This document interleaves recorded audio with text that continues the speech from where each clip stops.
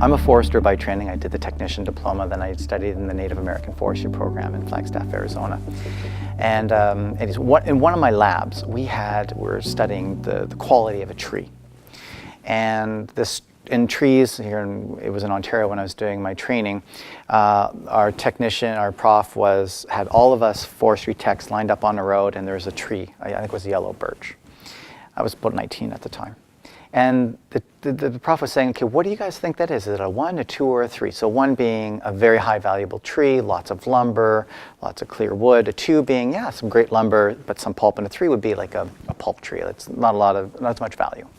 So we all stood on the road and we started yelling 1s and 2s, and there's a little bit of debate.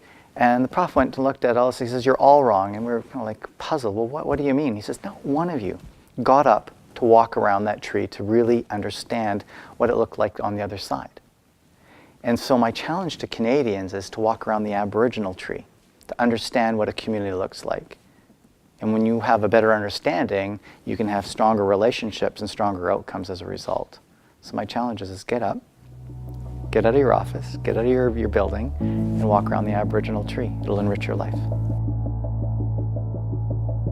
Indigenous and non-Indigenous business communities have had this amazing relationship in the past. As Canada's first entrepreneurs, actually we had Indigenous trade nation to nation even before the newcomers came. And when the newcomers came, we had this relationship that was based on respect and reciprocity.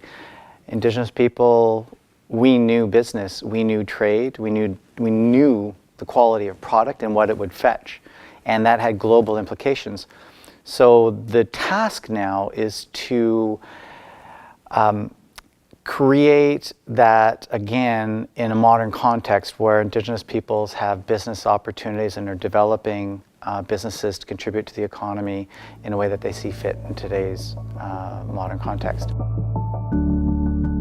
Understanding that I think the world needs more Canada, and that Canada needs more Indigenous in the way that we approach business. And so for the students to understand that there are knowledge systems that are 10,000 plus years old in Canada, why wouldn't we want to harness that knowledge system and incorporate that the way that we do business, particularly when we think about the resource sectors. We talk about environmental protection, we talk about greenhouse gases, we talk about all these things that are impacting our ways of life. The indigenous knowledge systems can contribute in a great way, as long as we're part of a process and not on the outside. Ivey can be an incredible ally when it comes to the Indigenous business by showcasing Indigenous business.